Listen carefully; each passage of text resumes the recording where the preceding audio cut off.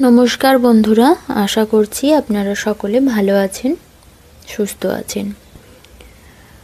আর সকল দর্শক বন্ধুদের আমার চ্যানেলে স্বাগত জানাই। আজকে আমি সংক্রান্তি উপলক্ষে দুধের পিঠে পুলি করছি। আর এই পিঠে পুলি ঠিক এরকমভাবে বানিয়ে নেওয়ার জন্য কি কি প্রয়োজন স্টেপ বাই স্টেপ দেখে নেব। তাহলে চলুন। দেখুন, এখানে একটি গোটা নারকেল ফাটিয়ে রেখেছি। আর নারকেলটা দেখুন কতটা বড় আর বেশ ভালো মতো পুষ্টি হয়েছে। আর এই নারকেলটা আমাদের বাড়ির গাছের নারকেল। এখন আমি এটা কুড়িয়ে নেব। দেখুন, নারকেলটা কুড়িয়ে নিয়ে চলে এলাম। কতটা নারকেল কোড়া হয়েছে। এই দিয়ে আমি পিঠেটা তৈরি করে নেব। এখন প্রথমে তৈরি করব নারকেলের পুর। সেই পুর বানানোর জন্য কি কি লাগছে দেখে নেব। প্রথমে আমি এখানে নিয়ে নিয়েছি গ্রেট করা আদা 1 চামচ।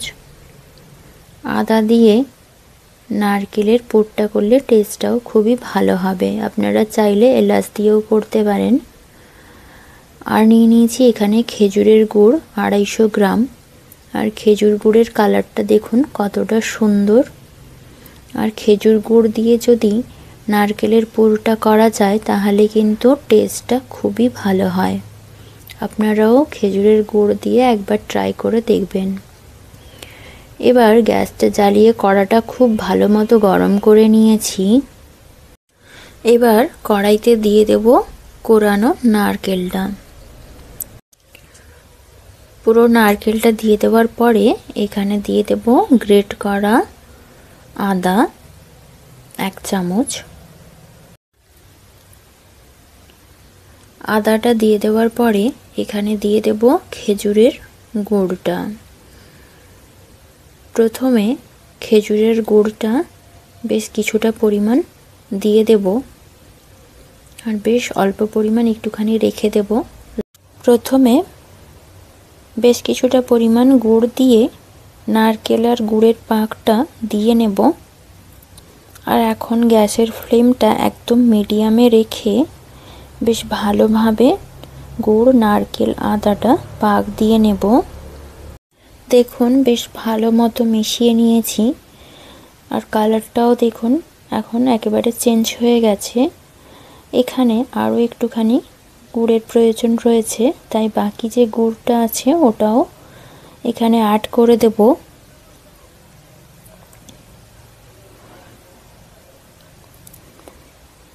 গুড়টা দিয়ে দেওয়ার পরে আরও ভালোভাবে নারকেল গুড়ের পাকটা দিতে থাকবো এভাবে, যতক্ষণ পর্যন্ত না গুড়ের জলটা শুকিয়ে আসছে আর বেশ একটা চিটচিটে ভাব হচ্ছে। তবে পুরোপুরি শুকিয়ে নেব না, বেশ অল্প পরিমাণে দেখবেন পাকটা দিতে দিতে একদম চিটচিটে ভাব একটা আসবে, তখনই বুঝতে হবে পুরটা পুরোপুরি তৈরি হয়েছে। আর এখন দেখুন একটু চেক করে নিলাম, এখন কিন্তু গুড়ের পাকটা তেমন একটা হয়নি। আরও মিনিট খানেক একটু নাড়াচাড়া করে নিতে হবে। মিনিট খানেক নাড়াচাড়া করার পরে দেখুন একটু চেক করে নিচ্ছি, গুড়ের পাকটা এই পর্যায়ে বেশ ভালো মতো হয়ে গেছে। এখন আমি একটি থালাতে পুরটা তুলে নেব।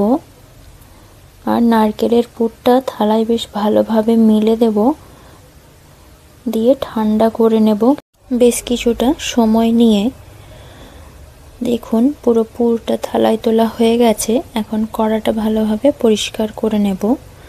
আর সেই ফাঁকে আমি দেখুন একটি থালাতে করে আতপ চালের গুঁড়িটা চালিয়ে নিয়েছি। এখন আমি এই চালের গুঁড়ো দিয়ে চালের গুঁড়ি একটি ডো তৈরি করে নেব। সেই জন্য কড়াই দিয়ে দেব 2 গ্লাস জল। ঠিক এরকম একটি মেজারিং গ্লাসের 2 গ্লাস জল দিয়ে দিলাম। আর দিয়ে দেব 1 চামচ লবণ। দিয়ে গ্যাসের ফ্লেমটা হাইতে করে জলটা খুব ভালো মতো ফুটিয়ে নেব। জলটা ফুটিয়ে যদি না করা হয় তাহলে কিন্তু ডোটা খুব একটা ভালো হবে না। আর দেখুন এই পর্যায়ে জল কিন্তু টকবক করে ফুটছে। সেই সঙ্গে অ্যাড করে দিলাম 1 পিঞ্চ খাবার সোডা আর একই সঙ্গে দিয়ে দিলাম 1 বাটি চালের গুঁড়ি, দিয়ে একটি বেলনির সাহায্যে ভালোভাবে ক্লকওয়াইজ ও অ্যান্টি ক্লকওয়াইজ ঘোরাতে থাকবো আর অল্প অল্প করে চালের গুঁড়ি দিতে থাকবো।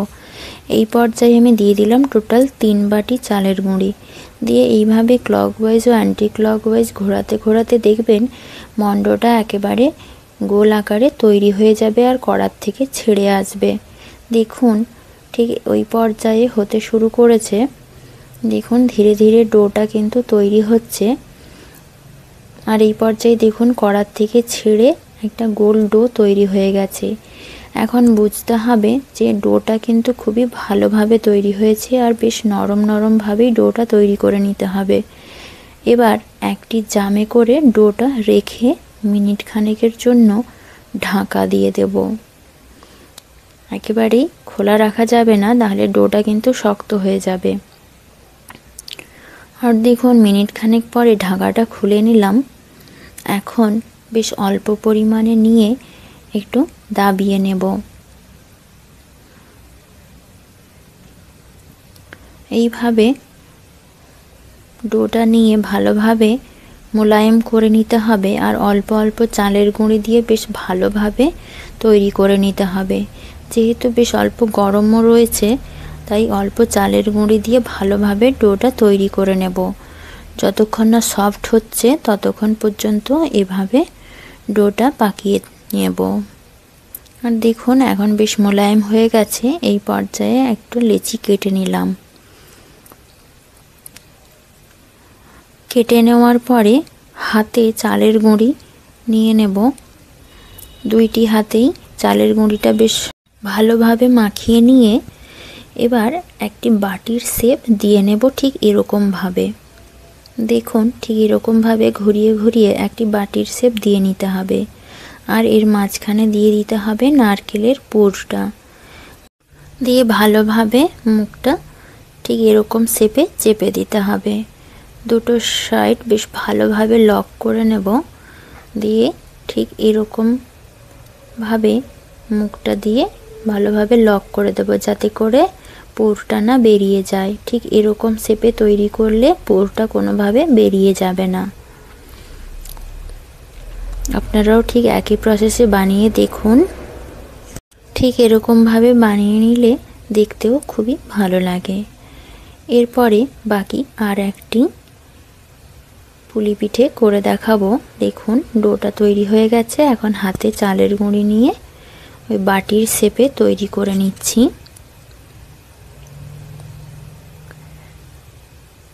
দেখুন বাটির শেপে তৈরি হয়ে গেছে। এখন দিয়ে দেব নারকেলের পুরটা দিয়ে একই রকম প্রসেসে ভালোভাবে মুখটা এভাবে বন্ধ করে একটি শেপ দিয়ে নেব। মুখটা বেশ ভালোভাবে চেপে দেব যাতে নারকেলের পুরটা বাইরে না বেরিয়ে যায়, দিয়ে সামনেটা একেবারে লক করে দেবো ঠিক এরকম প্রসেসে। দেখুন কতটা সুন্দর হয়েছে। ঠিক এরকমভাবে বানালে পুরটা কখনোই বাইরে বেরিয়ে যাবে না। ঠিক একই রকমভাবে বাকিগুলো বানিয়ে ফিরছি।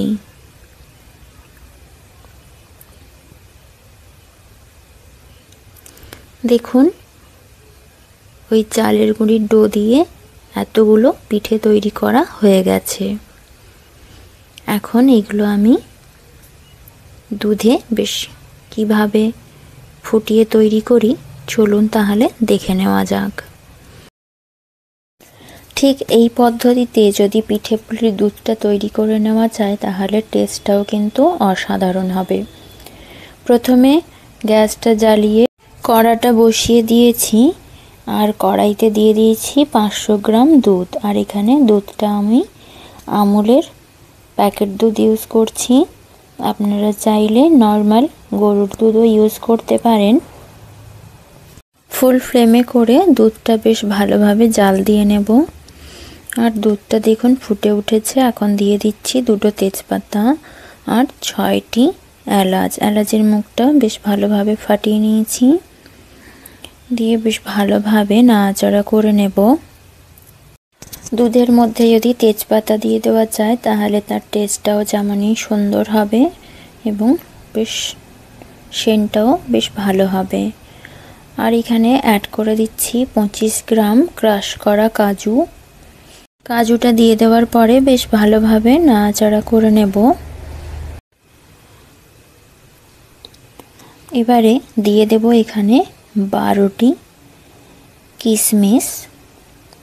কিশমিশটা দিয়েও বেশ ভালোভাবে দুধটা নাড়াচাড়া করে নেব, কারণ কি না হলে দুধটা তলায় বসে যাবে। আর এখন দুধটা বেশ ভালোভাবে হাই ফ্লেমে জাল দিয়ে নেব। আর দেখুন দুধটা ফুটে উঠেছে। এই পর্যায়ে দিয়ে দেব পিঠে পুলিগুলো। একে একে পিঠে পুলিগুলো ছেড়ে দেব। দুধটা যতক্ষণ না ফুটে উঠছে ততক্ষণ পর্যন্ত কিন্তু পিঠে পুলিটা দেওয়া যাবে না, তাহলে কিন্তু কড়ার তলায় লেগে যেতে পারে এবং তেমন একটা ভালোও হবে না যতক্ষণ না দুধটা ফুটে উঠছে। এবারে একে একে সমস্ত পিঠে পুলিগুলো দিয়ে দিচ্ছি। সমস্ত পিঠে পুলিগুলো দিয়ে ভালোভাবে হালকা করে নাড়াচাড়া করতে থাকবো। খুবই আলতোভাবে খুন্তির সাহায্যে এভাবে নাড়াচাড়া করে নিতে হবে, না হলে কিন্তু পিঠে পুলিগুলো কেটে যেতে পারে। এখন গ্যাসের ফ্লেমটা হাইতে রেখে খুব ভালোভাবে পিঠে পুলিগুলো দুধের মধ্যে সেদ্ধ করে নেব। দেখুন দুধটাও ফুটতে শুরু করেছে।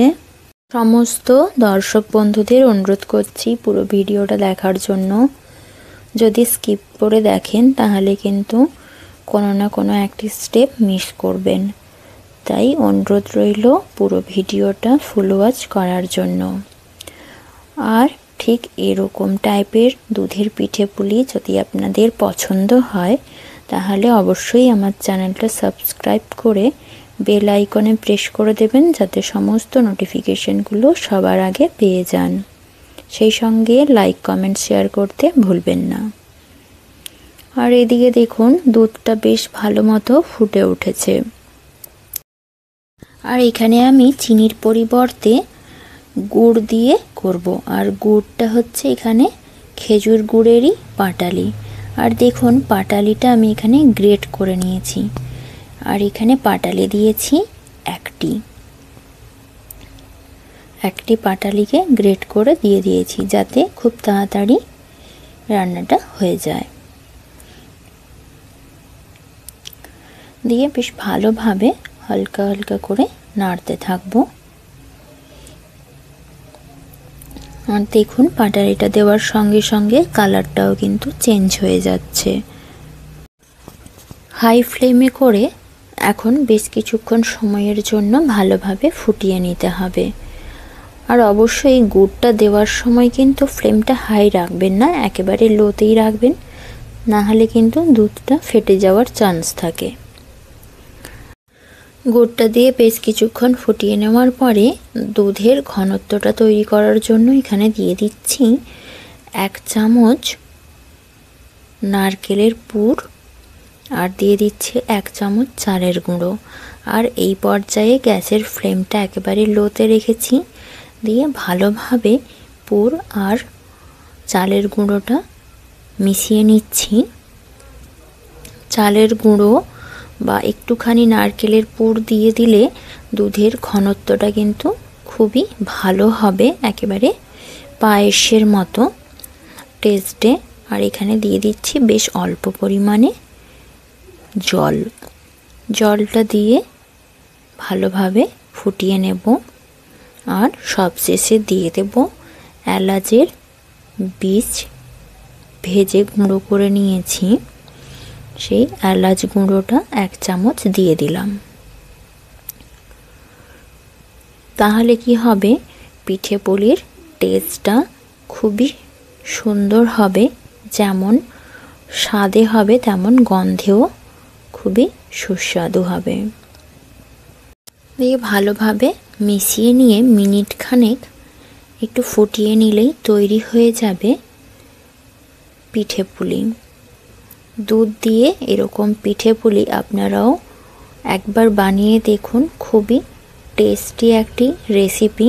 আর এই শীতের সময় যদি দুধ পিঠে পুলি হয়ে যায় তাহলে তো আর কোনো কথাই হবে না, এক নিমেষেই শেষ হয়ে যাবে। আর দেখুন এখানে দুধের ঘনত্বটা কতটা সুন্দর হয়েছে, নারকেলটা দেওয়ার জন্য বেশ ভালো দেখাচ্ছে।